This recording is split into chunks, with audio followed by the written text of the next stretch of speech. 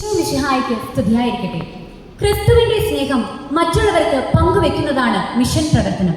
ക്രിസ്തുവിന്റെ സ്നേഹം മറ്റുള്ളവർക്ക് പകർന്നു നൽകുന്നവരാണ് മിഷണറിമാർ.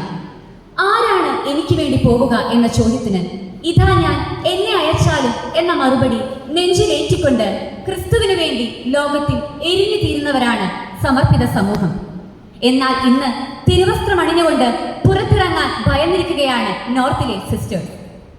പ്രിയപ്പെട്ട കൂട്ടുകാരെ, നമുക്കറിയാം, കുറച്ചു ദിവസങ്ങളായി നാം ഏവരുടെയും മനസ്സിൽ നിറഞ്ഞു നിൽക്കുന്നവരാണ് സിസ്റ്റർ വന്ദന ഫ്രാൻസിസ്, സിസ്റ്റർ പ്രീതി മേരി.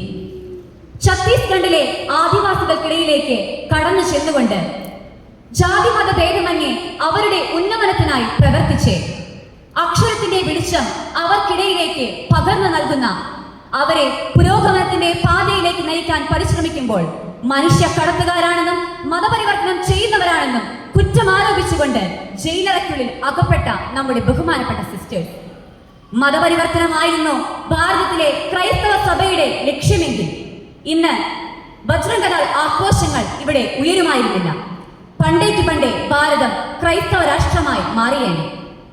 1990കളിൽ നിരാലംബർക്ക് വേണ്ടി പടപൊരുതിയതിന്റെ പേരിൽ, ശബ്ദമുയർത്തിയതിന്റെ പേരിൽ നിഷ്കരണം കൊല ചെയ്യപ്പെട്ട ഒരു സന്യാസിയുടെ ചുടുരക്തം ഭാരതത്തിന്റെ മണ്ണിൽ തിളച്ചു മറിയുന്നത് നമുക്കേവർക്കും അറിയാമല്ലോ.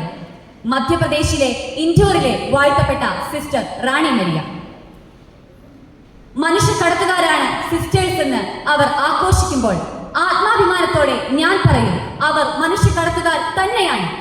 സ്വർഗത്തിലേക്കും നന്മയുടെ പാതയിലേക്കും മറ്റുള്ളവരെ കടത്തുന്ന കാരുണ്യത്തിന്റെ മാലാഖമാർ. ഒറീസായിൽ ചുട്ടരിക്കപ്പെട്ട ഗൃഹാസ്റ്റേനും കുടുംബവും ഇനിയും ആവർത്തിക്കും.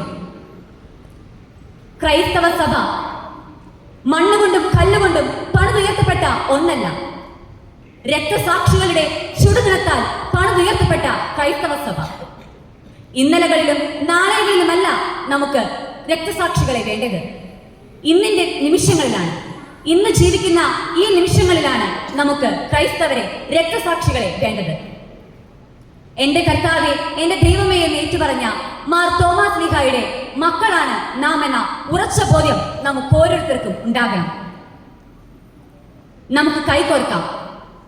ആഗോള മിഷണറിമാർക്ക് വേണ്ടി നമുക്ക് ഒന്നിച്ചു മുന്നേറാം. ജയ് ക്രൈസ്റ്റ്.